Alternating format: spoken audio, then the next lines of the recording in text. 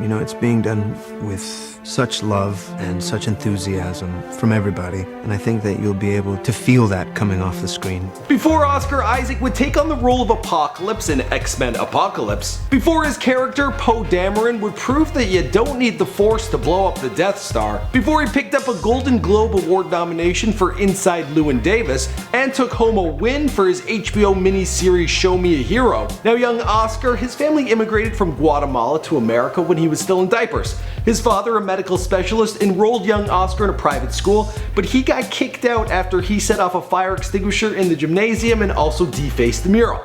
Following that, he would begin to focus on the arts. In high school, he took the stage in a number of school plays, but he also found success as a musician, the lead singer, and guitarist for a ska-punk band known as the Blinking Underdogs, who had a massive following. They even opened up for Green Day. But Oscar eventually had to decide if it was going to be music or acting that he was going to pursue. Then he got an acceptance letter to the drama division at Juliard, and well, that helped him make up his mind. My name is Michael McCrudden, and welcome to Before They Were Famous, documenting the life of Oscar Isaac prior to fame, here for you on Before They Were Famous. Now this wraps up a few videos I've done on Star Wars actors. Be sure to let me know in the comments down below who you want to see on a future Before They Were Famous, also after they were famous, and before they were dead. Alright, let's get into this bio.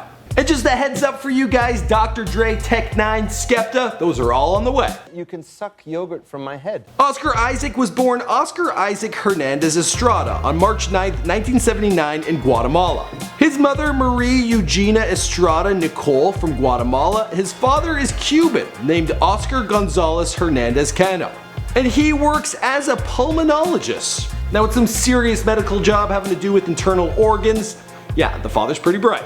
Now the family moved to America when Oscar was just a toddler, and they first arrived in Baltimore. They then moved to Louisiana for some time before finally settling in Miami, Florida. Now this is no Scarface story, although if they were to remake that movie, I think Oscar Isaac would do a bang up job. His family attended church on the regular, his parents would speak in tongues, and there would be talk at home of the devil being a very real thing. On top of this, those that he went to church with, well, they would talk about demon possession. And there would be some exorcisms, all that crazy stuff. Yeah, that's what he grew up around. Now Oscar states that he was a bit of a loner growing up. He also began acting out. He set off a fire extinguisher in his school gymnasium, also defaced a mural, and this was at a private school, and they didn't want anything to do with that, so they expelled him. That's when he began to find his passion and his calling for the arts.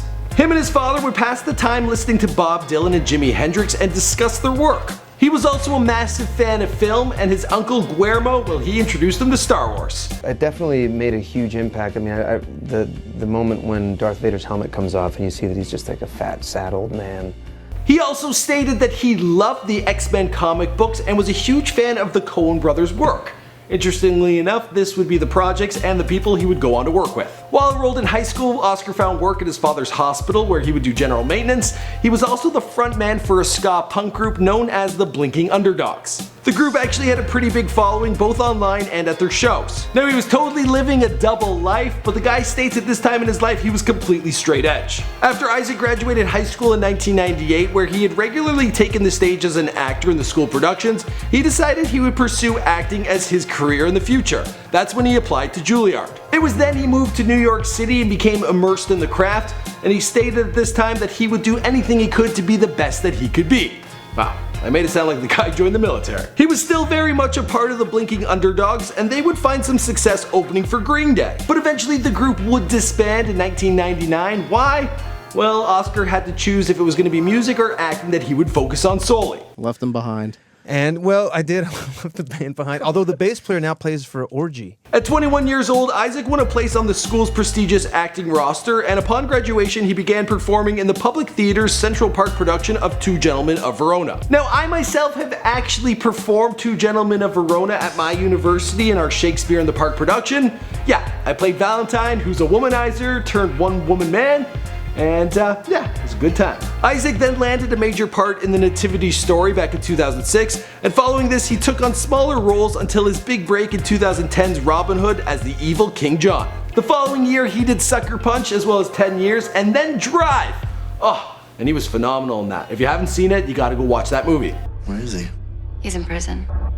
There's some guys that want me to do a job for him, and I'm not gonna do it. But it was his role in Inside Llewyn Davis working with the Coen brothers that would win over critics and allow Oscar to pick up a number of awards and a Golden Globe nod. Then a little indie project fell into his lap known as Star Wars: The Force Awakens.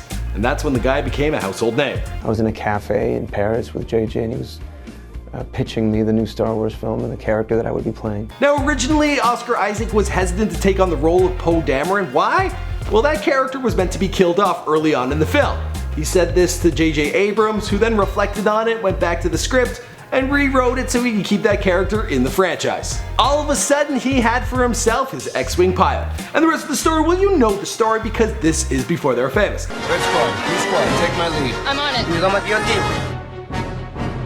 All team, give it everything you got! My name is Michael McCrath, thanks for checking out my personal channel. I do all sorts of celebrity bios on here. We've done a few Star Wars actors, including Adam Driver, Daisy Ridley, and John Boyega. Be sure to browse the channel because I do rappers, I do comedians, I do YouTubers, I do porn stars, and I'm gonna start doing a few more athletes. Let me know in the comments down below who you want to hear about next. My name is Michael McCrath, I'll see you guys in another video.